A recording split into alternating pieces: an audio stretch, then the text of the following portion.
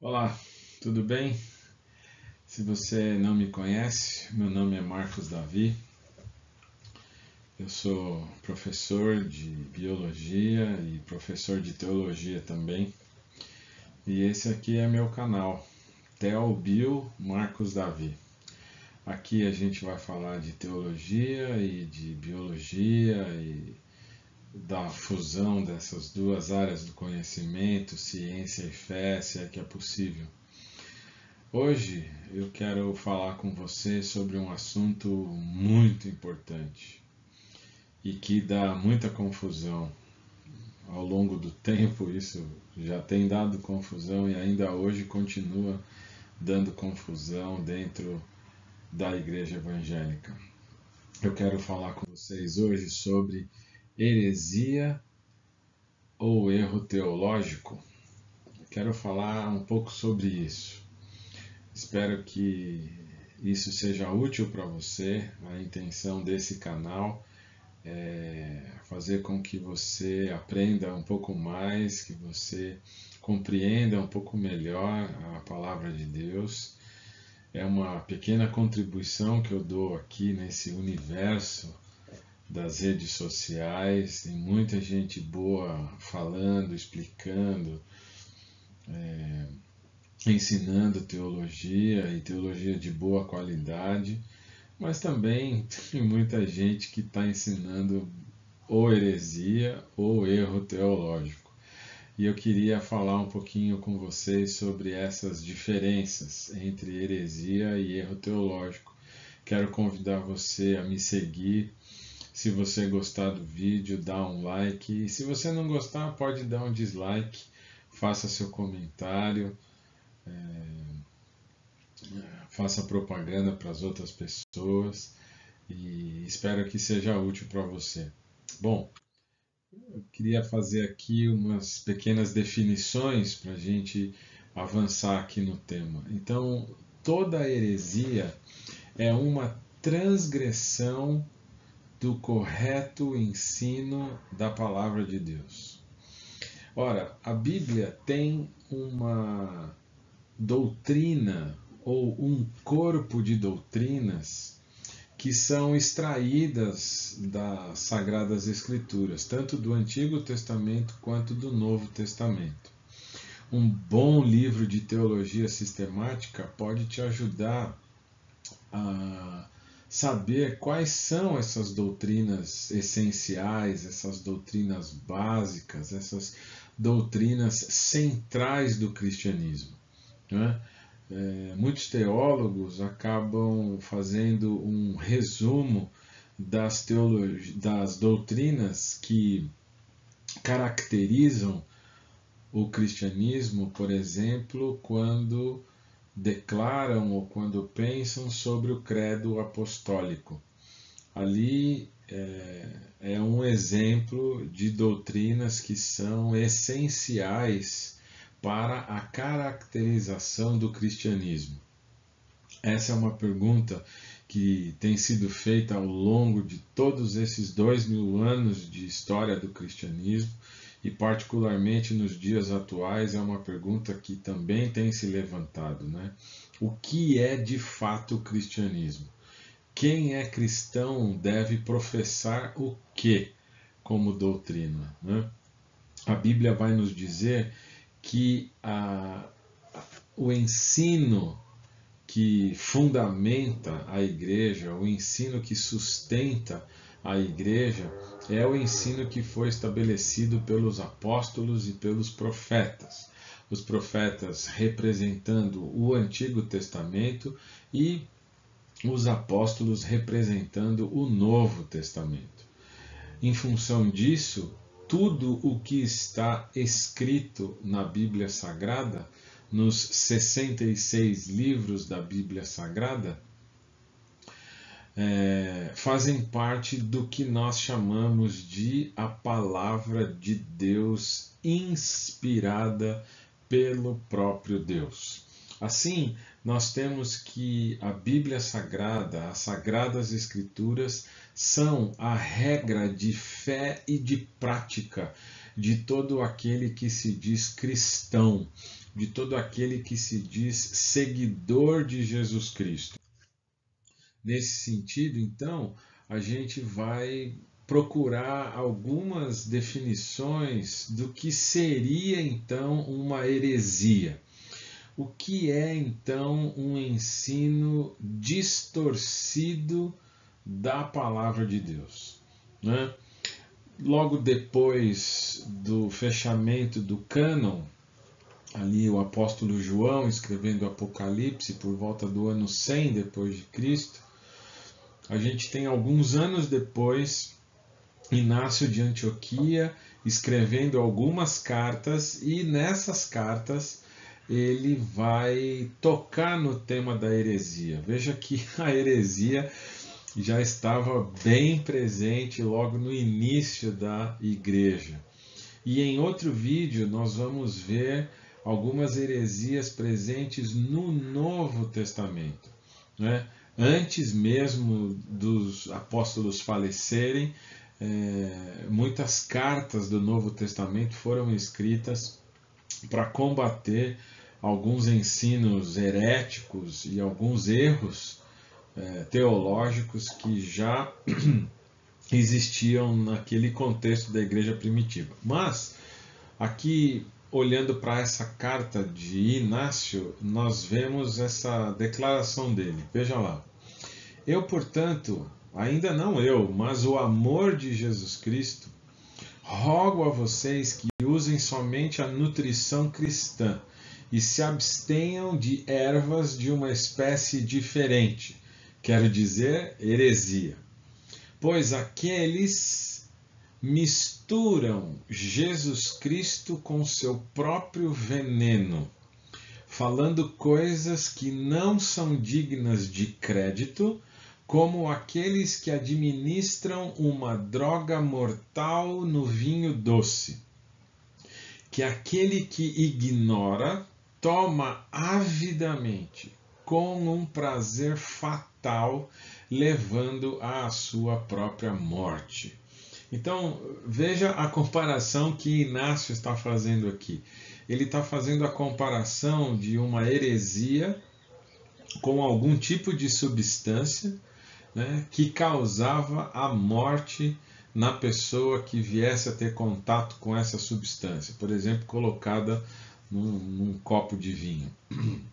Então veja a ideia que os primeiros pais da igreja tinham sobre a heresia. A heresia era comparada a um veneno que levava à morte. Outro pai da igreja... Outro pai da igreja, Irineu de Leão, também vai falar sobre a heresia em seu famoso livro, né, Contra as Heresias. Ele vai dizer então que as heresias são doutrinas humanas que corrompem a fé. Então veja que há um elemento humano e não divino no que é ensinado pelas heresias.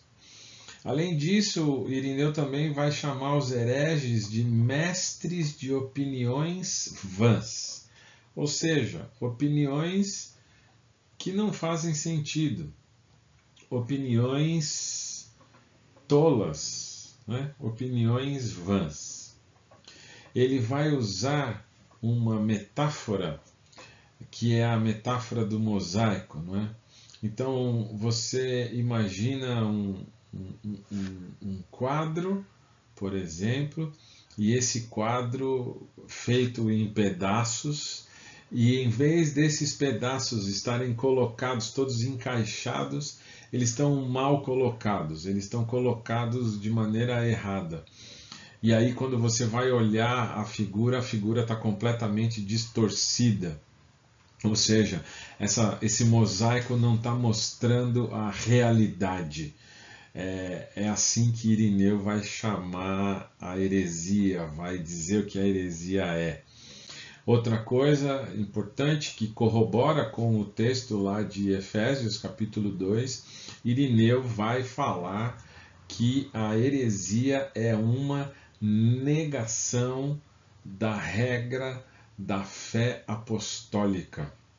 Então, o cânon apostólico ele é negado pela heresia. E olha que interessante aqui, a gente pode ver, por exemplo, o mais recentemente agora, né? Então vamos dar um salto histórico aí saindo dos pais da igreja e chegando até os nossos dias, né? O professor Dr. Alistair McGrath, no seu livro Heresia, esse que você está vendo aí, vai dizer o seguinte, ó: a característica essencial de uma heresia é que ela não significa incredulidade, né? Rejeição das crenças centrais de uma visão de mundo como o cristianismo. A heresia, no sentido estrito do termo, né? Ele vai dizer que é uma forma de fé que, no final das contas, é considerada subversiva ou destrutiva, e assim leva indiretamente ao estado de incredulidade. Então, veja que o McGrath já traz aqui uma ideia bastante importante para nós. A heresia não é necessariamente a negação de uma fé ou a negação do ensino escriturístico. Na verdade, é um ensino subversivo, destrutivo, um ensino que não deveria acontecer, porque ele não segue o que de fato deveria seguir. Olha aqui outra afirmação, outra definição, outra conceituação de heresia feita agora pelo historiador Roger Olson, nesse importante livro. Diz o Olson, olha só: seria a crença que vai contra, que nega ou que contradiz o que os cristãos em todos os lugares têm crido. É o ensino doutrinário que contradiz categoricamente a grande tradição da interpretação bíblica entre os cristãos de todas as variedades. E aí ele cita, né, 3 grupos aqui: os cristãos ortodoxos orientais, os católicos romanos e protestantes. Aqui vale uma ressalva, um comentário. Pessoalmente, eu consigo ver muitas heresias no catolicismo romano, mas muitas mesmo.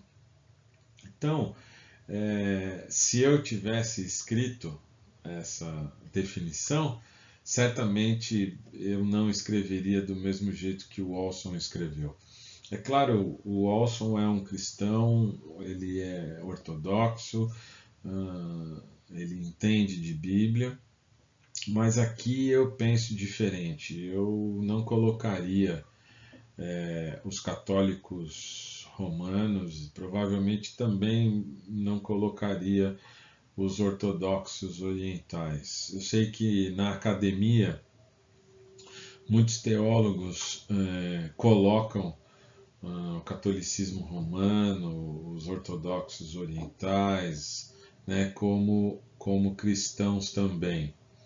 Ainda que do ponto de vista acadêmico a gente pode considerá-los como cristãos, porque em alguma análise eles professam uma fé em Cristo, mas o corpo doutrinário, particularmente dos católicos romanos, é muito diferente do que a Bíblia ensina, né? Qualquer dia desses a gente pode conversar sobre isso, mas por hora vale esse comentário. Eu não colocaria esse finalzinho da frase do mesmo jeito que o Olson colocou. Aqui uma definição trazida da história. Nesse livro, Fundamentos do Cristianismo, o Alistair McGrath e o James Packer fazem uma citação do Tertuliano. Muito interessante essa citação, e eu trago essa citação do Tertuliano para vocês, feita nesse livro bastante importante. Diz assim, ó: é evidente que, aqui é interessante, antes de eu continuar lendo, aqui é interessante porque o Tertuliano vai chamar a atenção para nós para o ensino correto das Escrituras. Quer dizer, ele chama a atenção contra as heresias, mas ele não vai falar exatamente uma definição, uma conceituação de heresia. Mas ele vai destacar a importância de ensinar o que a palavra de Deus ensina, de ensinar o correto, de ensinar o verdadeiro. Então, veja que interessante. É evidente que toda doutrina, conforme as igrejas apostólicas, modelos e fontes originais da fé, deve ser considerada verdadeira. Então, a doutrina, conforme as igrejas apostólicas, aquelas igrejas que foram fundadas pelos apóstolos, né, deve ser considerada verdadeira. Portadora fiel do que as igrejas receberam dos apóstolos, que os apóstolos receberam de Cristo e Cristo recebeu de Deus. Então veja a sequência, né, do ensino da doutrina que Tertuliano está fazendo aqui. E ele continua: deve ser considerada falsa toda doutrina que contradiz a verdade das igrejas, dos apóstolos, de Cristo e de Deus. Então veja o tratamento que Tertuliano dá para a heresia. Ele está fundamentando a definição que ele está trazendo de heresia justamente no ensino que aquelas igrejas principiantes, né, aquelas igrejas iniciais, receberam dos apóstolos, estes receberam de Jesus Cristo e, obviamente, o próprio Senhor Jesus Cristo recebeu de Deus o Pai.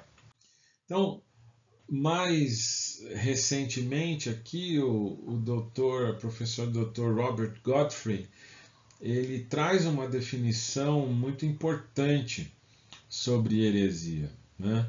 E diz o Dr. Godfrey: classicamente, a palavra heresia era usada para descrever os erros teológicos que, de tão sérios, privavam alguém da salvação. Então, veja que o Dr. Godfrey ele já traz aqui uma diferenciação entre o que é um erro teológico e o que é uma heresia. Vamos continuar. Creio que deveríamos usar heresia nesse sentido. O erro é sempre ruim e deve ser evitado. Mas existem alguns erros que são tão graves que realmente estão nos separando de Deus, porque nós o entendemos e a sua verdade de uma maneira muito errada. E é para isso que a heresia era classicamente usada na igreja. Então veja que Dr. Godfrey traz aqui uma definição de heresia que está relacionada com um ensino que vai afastar uma pessoa de Jesus Cristo. Eu me lembro que no seminário, um dos nossos professores, professor de teologia sistemática, professor Isaac Sixu, numa das nossas aulas ele falou exatamente isso. A heresia é aquele ensino que afasta a pessoa de Jesus Cristo. A heresia é o ensino que não coloca a pessoa na estrada certa. A heresia é o ensino que faz a pessoa entrar pela porta errada. E nesse sentido, o caminho que essa pessoa vai trilhar ao aceitar uma heresia, ao propagar uma heresia, ao considerar uma heresia como correta, é o caminho do afastamento de Jesus Cristo, né? Então, isso é bastante importante. Agora, Vamos ver aqui alguns exemplos de heresia. Na verdade, eu vou citar um exemplo aqui de como seria a anatomia da heresia, né? Eu entendo que a primeira heresia da Bíblia é a queda, é o evento da queda. O que Satanás fez com nossos primeiros pais, Adão e Eva, é uma espécie de anatomia da heresia. Então, se a gente tiver claro o que Satanás fez com a palavra de Deus, a gente pode ter uma noção muito correta do que é heresia. Então veja, né, capítulo 2, versículos 16 e 17, há uma ordem de Deus para os nossos primeiros pais. Então o Senhor Deus ordenou ao homem: podes comer livremente de qualquer árvore do jardim, mas não comerás da árvore do conhecimento do bem e do mal, porque no dia em que dela comeres, com certeza morrerás. Então veja que a gente tem aqui uma descrição do que o homem podia fazer lá no paraíso. Agora veja já no capítulo 3 o que a palavra de Deus nos mostra. Ora, a serpente era o mais astuto de todos os animais do campo que o Senhor Deus havia feito. E ela disse à mulher, então a serpente disse à mulher, foi assim que Deus disse, não comereis de nenhuma árvore do jardim? Então veja aí a grande diferença do que o livro fala, do que a palavra de Deus fala e do que Satanás fala para a mulher. Então veja, Deus ordenou que Adão e Eva poderiam comer livremente de todas as árvores, exceto uma. Quer dizer, não comerás dessa árvore específica aqui, a árvore do conhecimento do bem e do mal, porque no dia que vocês comerem dessa árvore, vocês vão morrer. Então, veja que essa foi a orientação de Deus. Porém, o diabo, astuto como era, falou de uma maneira completamente diferente. Veja só o que Satanás disse. Distorcendo a palavra que Deus tinha dado aos nossos primeiros pais, distorcendo a fala de Deus, Satanás pergunta, né, de maneira tentadora: não comereis de nenhuma árvore do jardim? Veja que Satanás aqui, ele está fazendo um acréscimo ao que Deus havia falado, né? Então, a palavra dizia: vocês podem comer livremente de qualquer árvore do jardim. Pode comer livremente, né? Só que aí a mulher já respondeu para Satanás de uma maneira diferente. Veja como é que foi a resposta. Respondeu a mulher à serpente: do fruto das árvores do jardim podemos comer. Até aí, tudo bem. Mas aí continua a fala da mulher. Mas do fruto da árvore que está no meio do jardim, disse Deus: não comereis dele. Ok. Mas aí então vem um acréscimo ao que Deus tinha falado. Nem nele tocareis. Se o fizerdes, morrereis. Perceba que Eva já tinha sido seduzida pela heresia criada pelo diabo. Então Eva já dá uma resposta colocando algo a mais ao que Deus havia falado. Podem comer livremente, vocês só não podem comer daquela árvore específica, o fruto daquela árvore específica. Mas a mulher, na resposta que dá à serpente, seguindo o mesmo padrão que a serpente estava tentando, ela já coloca algo além do que a Bíblia estava mostrando. Portanto, aqui a gente tem uma clara distorção da ordem de Deus. Nesse sentido, né, é como se Eva tivesse feito Deus falar o que ele não falou. É como se a Bíblia ensinasse o que ela não ensina. Então, não foi isso que Deus falou. Deus não proibiu o toque. Deus proibiu que não comesse. Então, veja a sutileza da heresia. E aí, então, a gente também vai ver como que a serpente também vai usar do mesmo artifício. Então, veja. Aos nossos primeiros pais, a ordem era de comer qualquer fruto, exceto o fruto daquela determinada árvore. E aí a serpente vai conversar com Adão e Eva, né? Particularmente Eva. E aí a serpente diz à mulher: com certeza não morrereis. Agora, veja a palavra de Deus aqui, ó. A palavra de Deus está muito clara.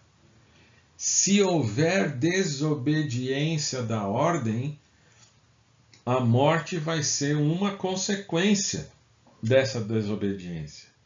Mas a serpente distorce a palavra de Deus de tal maneira, levando os nossos primeiros pais a pensar que Deus não estava falando a verdade. Vocês não vão morrer. Pelo contrário, vocês vão ser parecidos com Deus. Vocês vão conhecer o bem e o mal. Na verdade, Deus sabe que no dia em que comerdes desse fruto, vossos olhos se abrirão e sereis como Deus, conhecendo o bem e o mal. Veja que essa heresia plantada pelo diabo oferece uma promessa de que eles vão ser parecidos com Deus. Então aqui a gente vê uma outra heresia, né, que é justamente a distorção da palavra de Deus e o acréscimo que o diabo faz ao que Deus ensinou. Então, toda heresia vai ter um acréscimo à palavra de Deus. E vai ter sempre uma subtração da divindade. Porque ao mesmo tempo que o diabo acrescenta algo ao que Deus ensinou, o diabo também vai diminuir a divindade, na medida em que ele vai prometer que o ser humano vai ficar parecido com Deus. Então veja que esse acréscimo e essa subtração causam a falsa impressão no homem de que ele pode comer daquele fruto, né, do fruto daquela árvore, e que nada vai acontecer com ele. Né? Agora, veja o que o apóstolo Pedro fala sobre as heresias. Mas entre o povo também houve falsos profetas, assim como entre vós haverá falsos mestres. Então veja, Pedro está falando de falsos profetas.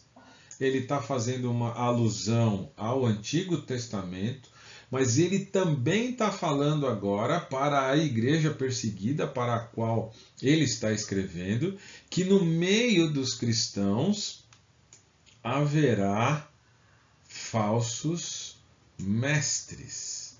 Do mesmo jeito que houve falsos profetas para o povo da antiga aliança, para nós, o povo da nova aliança, vão aparecer falsos mestres. E esses falsos mestres introduzirão heresias destruidoras. Veja o qualificativo que o apóstolo Pedro dá para as heresias. Heresias são ensinos destruidores. Heresias causam destruição, negando até o Senhor que os resgatou, e veja a consequência da heresia destruidora, trazendo sobre si mesmos repentina destruição. Então veja que estes falsos mestres estão trazendo sobre eles mesmos a destruição por conta de um ensino destrutivo que eles querem propagar na igreja. E evidentemente, aqueles que seguirem esse ensino vão acabar sendo destruídos também.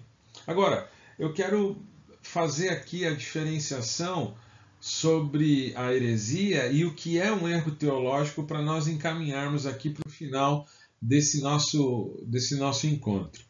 O erro teológico ocorre quando alguém interpreta, então aqui interpreta mal uma passagem, ou uma doutrina que não seja essencial, que não seja uma doutrina distintiva do cristianismo. Veja, os pontos centrais, a gente tem que haver concordância com todo tipo de cristão, de toda época, de todo lugar. Então, nesse sentido, a gente não pode desviar daquele núcleo distintivo das doutrinas do cristianismo. Ele pode ser fruto de ignorância, então o erro teológico pode ser fruto da ignorância do intérprete.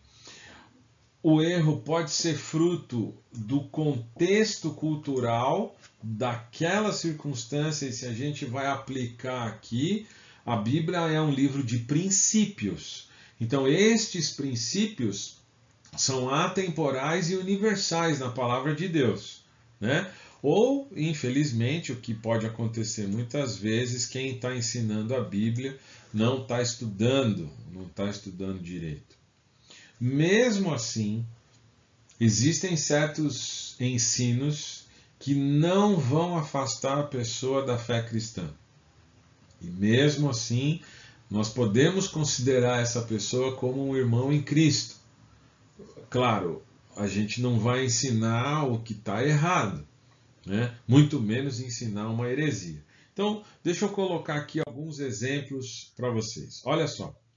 Os judeus achando que a salvação era só para eles, né? Em Atos 10 e 11, por exemplo.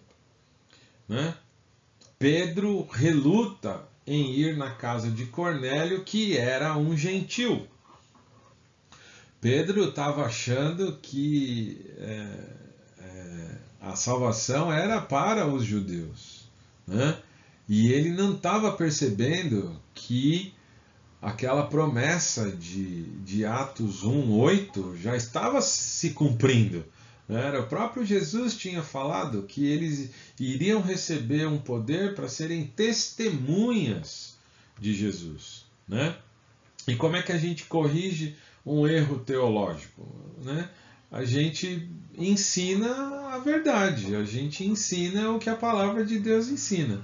Então, supor que Deus não pode salvar os que estão fora da aliança judaica, esse era o erro cometido. Deus corrige isso com uma visão para Pedro e derrama o Espírito sobre os gentios. Né? Deixa eu dar mais um exemplo aqui. Ó. Eu sou batista.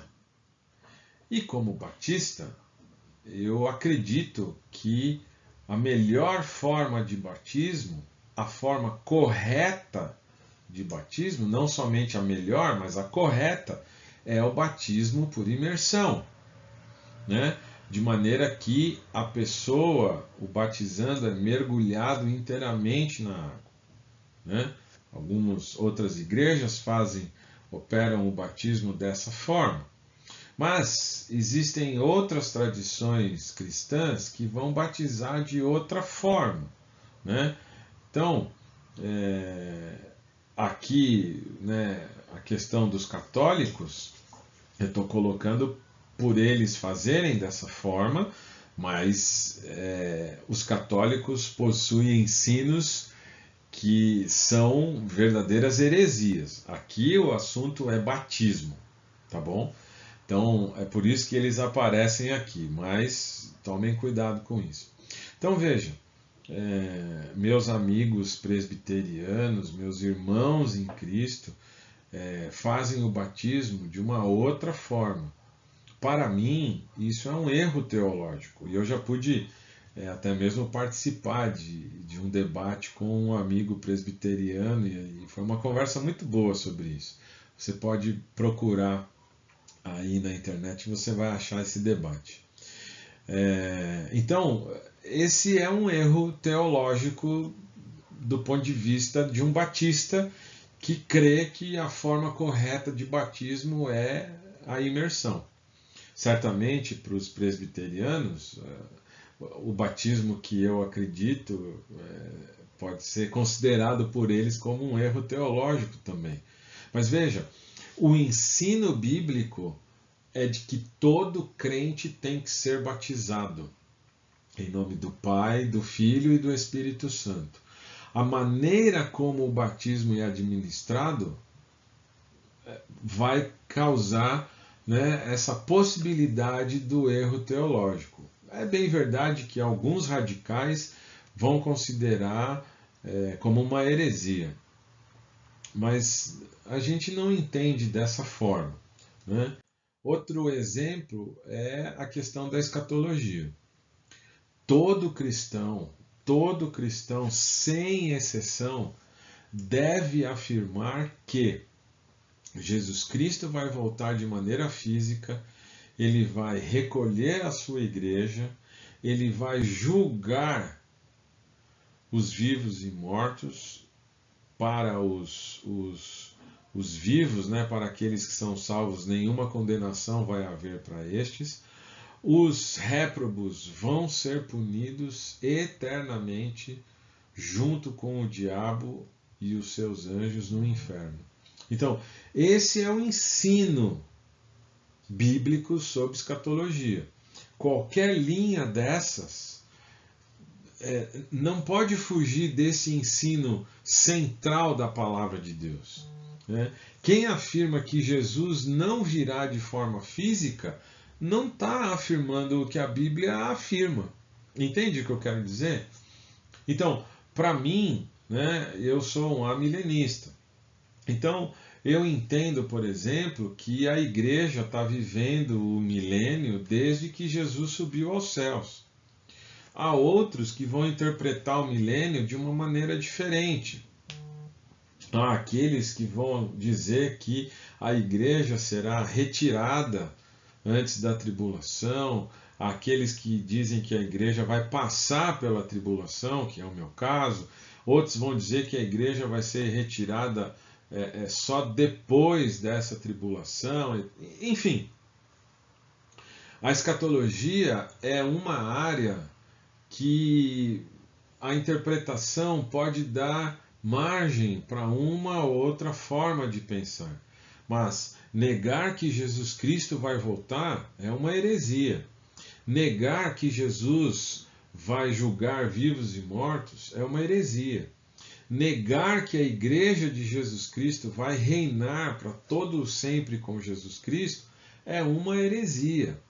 Negar que os réprobos vão ser condenados no inferno eternamente é outra heresia. Então, quando a gente está falando de escatologia, a gente tem que saber o que a gente está querendo dizer com isso, né? Aí a questão, né, que eu estava comentando com vocês. Então, esse é o nosso primeiro encontro aqui sobre heresia e erro teológico, tá bom? Espero que você tenha gostado. Se você ficou com alguma dúvida, se quiser fazer algum comentário, alguma pergunta, fique à vontade e a gente se encontra ainda nessa semana para mais uma aula de teologia ou de biologia. Um abraço e Deus te abençoe.